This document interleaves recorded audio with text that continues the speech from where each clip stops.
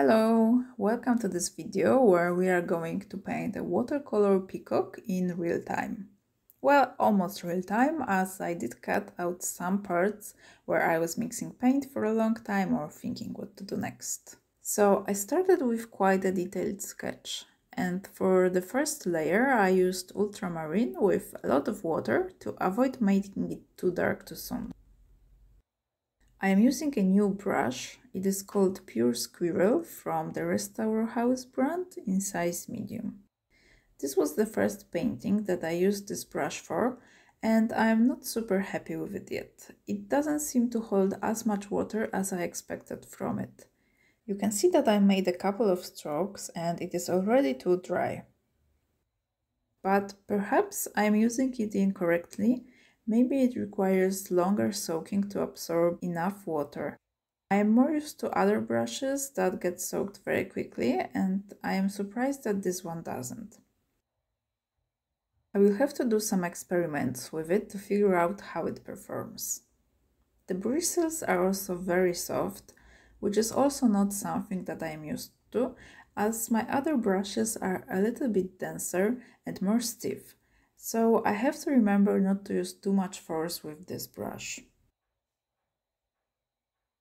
Anyway, as this brush was drying quickly, I used just water to pre-wet the surface that I wanted to paint first. And then I continued adding the ultramarine on the body of the bird. As you can see, the layer is very thin and light. Once it dries, it is going to be even lighter. But this is how it should be, so that we can build up the colors with more layers.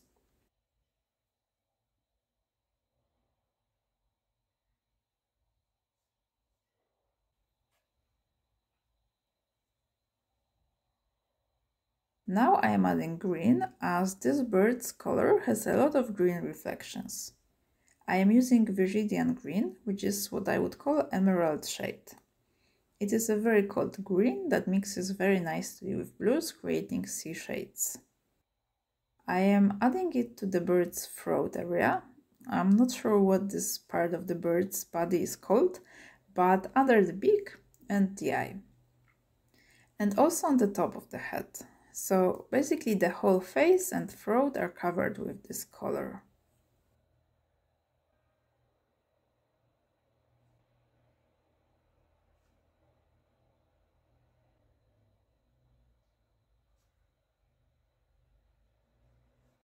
I am adding some more water to the lower part of the neck because I want to add more paint to this area. This time I will use cerulean blue, which is much lighter and vivid than my ultramarine. I am making big strokes to make the paint cover bigger area and mix with previous layers.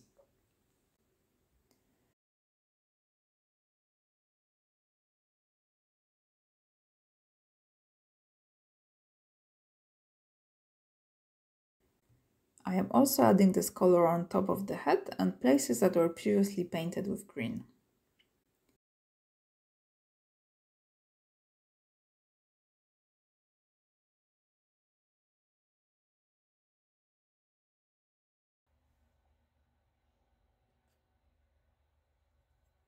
Now I am mixing both shades of blue, ultramarine and cerulean blue. I was mixing so aggressively that my pan jumped out of the box. Those paints usually don't do that, but this ultramarine paint is almost finished, so I had to use more force to get enough out of the pan. With this mix, I am painting the first layer of this weird fan that peafowls have on their heads. I have no idea what it is called.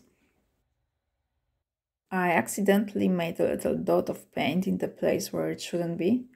I will later use some water to make it wet and lighter, and then I will lift the pigment from the paper with a towel.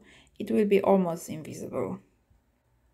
Now I am taking out yellow, which is a very light lemon yellow, I would say. I am adding some yellow ochre to it, and I will use it around the eye and beak. This place under the eye is white on the bird. However, even though it is white, there are still a lot of reflections and shadows on it. So this yellow will be perfect for making them. By the way, I used a different brush for it. It is stiffer and more precise. I pre-wetted the big surface before adding paint to it. Some of the water got out of the outline, so I grabbed a towel and dried the paper outside of the outline. If I haven't done that, after adding the paint, the pigment would flow to those areas. I made only a couple of yellow strokes on the beak. I didn't cover it very thoroughly. To paint the iris, I also pre-wetted it. Then I added yellow color, which is not as lemony because I used mostly yellow ochre for it. The bird's eye is actually brown, so this color will make a nice first layer. Now I am adding water to the back of the neck. I want to make this part darker as there is a lot of shadow. I am using the water because I don't want the next layer to be too intense or have hard edges. The color that I'm adding is ultramarine again. As you can see, I'm using this different brush because I felt more confident using it instead of the new one. I started on the bottom and I am taking the paint all the way up along the neck and under the throat area. The previous layer got completely dry, so the paint doesn't mix with the green. However, since it is a light layer, some green does show through. On the front of the neck, the color is darker because I didn't pre-wet this part. This allows me to make a sharp edge. I cleaned my brush and now I'm using only water to blend the edge of the darker layer on the back of the neck. I am doing the same under the dark front spot. This way there will be a smooth gradient transition to the darker color. Now I am adding a mix of Viridian green and ultramarine blue. You can now see the dark sea shade that this mix created. There were some stripes on the side of the neck, so I am using small strokes to paint them. I have quite a lot of pigment on my brush and the brush is not too wet. The back part of the neck is still wet, so this green will blend a little bit, creating this nice gradient. I am not covering the whole area with the darker color, but I am leaving a lot of spaces untouched. This is because there were many parts of the bird reflecting the light and I needed those spots to stay lighter. However, the transitions between the shadow and light are not supposed to be harsh, so I cleaned my brush again and I am blending the edges of the dark color with water to soften them. I had to be careful not to use too much water because then the pigment would cover the light spots too much. A much smaller brush would do the job much better, but this is the smallest one I got. I covered the top of the head and the space between eye and the beak with small dots. Peafowls have very weird feathers in this area that look like little curly fur, but I suppose those are tiny feathers. I added even darker blue to the top of the neck and back of the head. It is still the same paint as previously, but with less water added. Front of the head was covered with green dots, and to the back of the head I am using blue dots so that there is a gradient of the dots color. I am bringing the dark blue down to the back of the neck. It is still damp, so the edges blend nicely, but the pigment does not flow without any control. In some parts, I'm not covering the whole space with dark color, but leaving some areas and adding some kind of stripes. In the lower part of the body, instead of adding plain of dark blue, I am painting thin lines representing feathers. Since the paper is wet, they blend a little bit with each other, creating a feathery texture. Once I get to the dry part, the feathers have more definition. I have to make the strokes with more caution so that they do not look cartoonish. I also have to vary the directions of the lines. I try to follow the shape of the body. The back of the body is not the focus of the painting, so I made a big spot of color with a slightly damp brush. It created a nice texture which is not boring but also does not attract too much attention. Returning to the eye, I started adding yellow ochre mixed with burnt umber to darken it. It would be much easier with a smaller brush if I had one, but I managed with the bigger one. Apart from darkening the iris, I also darkened wrinkles around the eye with the same color. I am using exactly the same color to paint the shadows on the beak.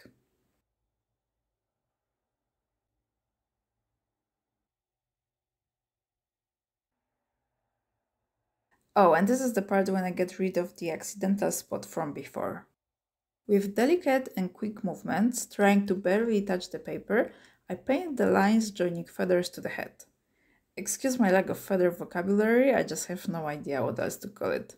Anyway, I'm using yellow ochre first, and then I use burnt umber as well to darken it. I'm not painting those lines very sharp because they would look cartoonish. For additional shadows on the beak and eye, I add burnt umber. For the darkest parts and the pupil, I added a tiny bit of the ultramarine to the burnt umber.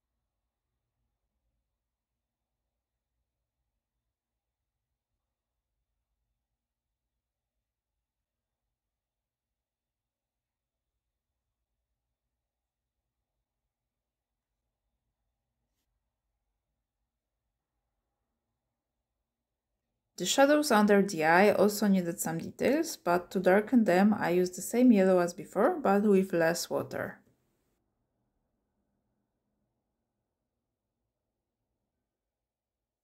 The feather fan on the head got dry, so I came back to it and added more details.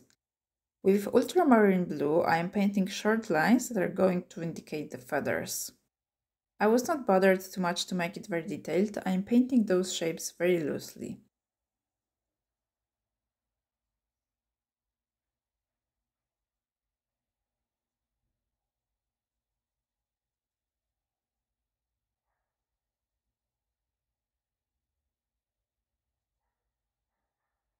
In some parts, I added one more layer to make them even darker.